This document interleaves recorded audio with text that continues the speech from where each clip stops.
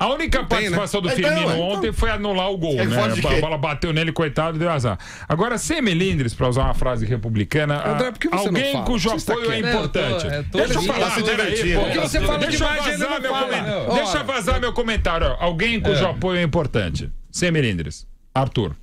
A gente precisa falar do Arthur, né? Acho, então concordo. Né? Relator, assim, concordo. Então, é um apoio importante. Ele tem que pisar um pouquinho mais na área. O Coutinho tem que sair um pouco dele, porque se criou um vazio, um deserto no meio campo da seleção. Não pisa na área, nem no Barcelona ele faz isso. Então, se não pisa... Mas essa é a característica dele que todo mundo falou que ele era o Salvador. Não é por isso que eu tô falando, cada hora tem um Salvador. O Arthur entrou, resolve. Mas eu acho que a melhora do meu campo... Agora é o Cebolinha. Tem que ser pra permanência. Antes era o Firmino, e assim vai. Eu quero ouvir o Mauro Betti. Se o Firmino tivesse jogado a Copa de 2018, disseram que o Brasil ganharia. O erro foi deixar o Gabriel Jesus. Agora não. Gente, fica arrumando. Não tem um só. E agora sobre a questão do Arthur, o Tite deixou bem claro na coletiva dele. Ele falou assim, e ele indicou que ele já já cogitou utilizar o Arthur pisando mais a área adversária, mas ele falou, o Arthur, você perde rendimento com o Arthur. Quando ele entra demais, quando ele joga de costas pro adversário, ele não rende. Isso. Querendo dizer, eu testei e não consegui. Pra mim, ele quer o toque de bola do Arthur no meio, é isso, é uma mudança na perspectiva. Tira um, fica com dois volantes. Eu acho que o problema não é o Arthur, o problema é de um terceiro homem ali no meu campo, que talvez devesse ser o Lucas Paquetá, com características diferentes do Coutinho. O Alan faz exatamente isso. A função do Alan é exatamente essa. É isso. O único jogador que ele tem de infiltração nesse momento no elenco da seleção brasileira é o Alan. O Fernandinho foi esse jogador lá atrás, mas ele foi se adaptando e virou um... Mas espera um pouquinho, deixa eu entender. Para um 4-3-3 também. Mas o Brasil... E outra coisa, ele fala do Arthur do Grêmio. Arthur do Grêmio é o mesmo sem o Maicon? Não, gente, espera aí. Quando ele jogou contra a República Tcheca, ele deu outro dinamismo pro time do Brasil, jogando onde ele está jogando.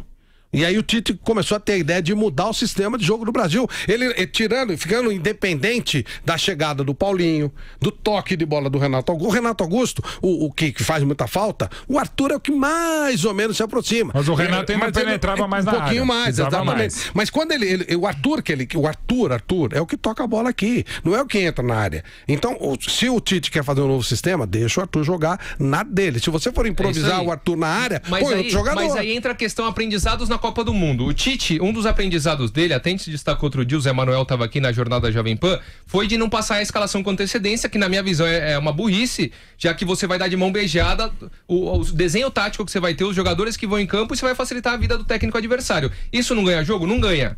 Mas você não ganha nada, liberando com antecedência. Então eu acho que esse foi um aprendizado do Tite. Agora o segundo aprendizado... Mas se você só tiver um modelo de jogo. Você pode dar a escalação, o nome dos jogadores, que é uma limitação do e Tite. deixar em dúvida no adversário. Não é, gente.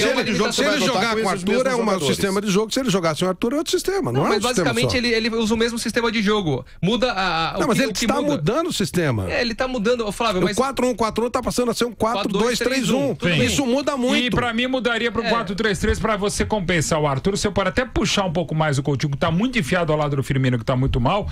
Pode fazer Arthur e Alan. Você pode fazer Arthur e Paquetá, que pisa um pouco mais na área, tem uma versão mais ofensiva. Eu acho que não só questão de nomes, mas até taticamente você pode mudar. Tá falando muito no Arthur, não que ele tenha sido problema. Eu acho que é o contrário, mas não está sendo a você solução. Pensa, André, eu acho que o Tite é um dos poucos técnicos no Brasil que tem imaginação, que trabalha um pouco mais no movimento tático. É onde eu ia chegar. O segundo ponto que o Tite já deixou bem claro em entrevistas coletivas que ele precisa adaptar é mudar a seleção de um jogo pro outro.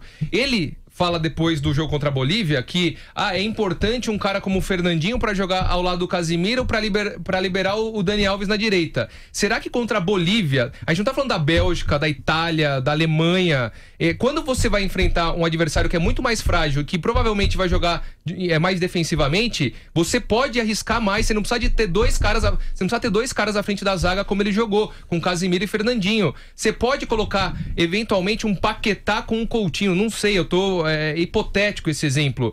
Ele tem que olhar os jogos do Brasil de acordo com o adversário. Ele parece estar preparando a mesma seleção para qualquer adversário. Então, o Brasil tá pronto porque quando chegar contra a Argentina já tem um sistema definido tal. Com você, e tá fazendo com a Bolívia e com a Venezuela o mesmo modelo de jogo que ele vai utilizar contra a Argentina. Esse é o ponto. Eu acho que ele até faz uma movimentações maiores. Mas aí, hoje em dia, os treinadores mais comemorados, eles mudam muitas vezes com o mesmo jogador, muda o sistema, o jeito de jogar de acordo com o adversário. Mas o Tite faz isso. O Fernandinho entrou contra a Bolívia praticamente dentro da área. Ontem ele foi o cara... No segundo tempo. O segundo tempo é o jogo. Ele percebeu que tinha um vazio. Segundo tempo é o jogo. Ontem, quando o Fernandinho entrou, saiu o Casemiro e mudou a distribuição de jogo. É um jogador de toque mais longo. Acho que é essa movimentação. E acho até que o Fernandinho está melhor que o Casemiro agora. Está mesmo. Também acho. Tecnicamente, ele fez a temporada... Não na função do jogo contra a Bolívia. Sim, mas porque se você quer... fez uma temporada melhor que o Casemiro também. O que eu queria entender do Tite é, se você quer utilizar um jogador com certa característica, por que você não utiliza o jogador que tem essa característica ao invés de tentar adaptar um jogador que não tem? Que nem o Fernandinho. O Fernandinho é um 5, assim como o Casemiro. Ele falou, não, no segundo tempo eu fui lá e arrumei.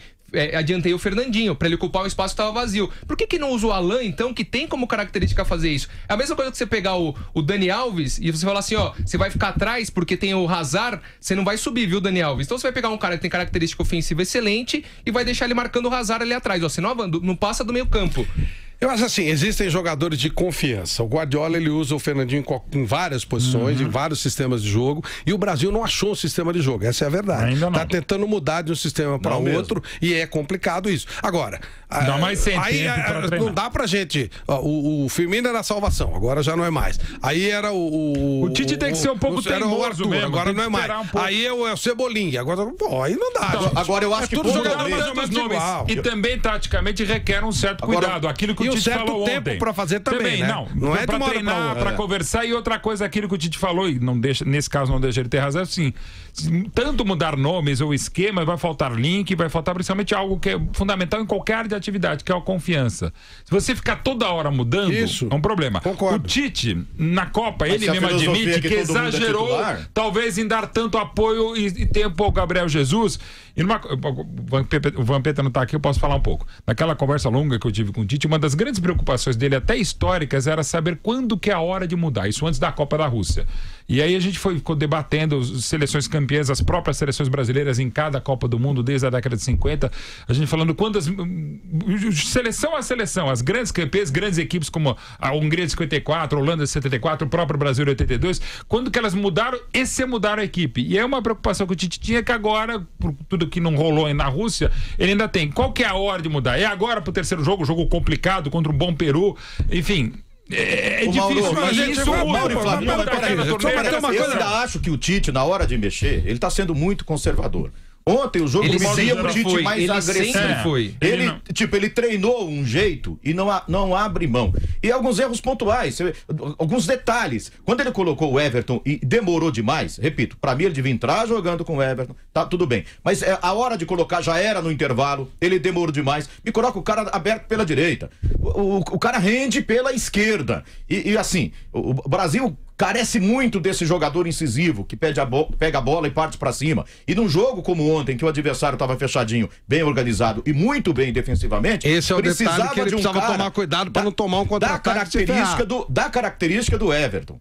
Precisava de um cara dessa característica. Mas o David Neres tem essa característica. Então, mas não tava bem. Aí Não adianta o Tite ter aquele negócio do clube que ele teve, onde tem a meritocracia. Então, o jogador, o Tite, quando estava no Corinthians, era assim. O jogador, todo mundo já percebeu que tinha o melhor no banco de reservas. O Balbuena foi contratado e tem um zagueiro X ali.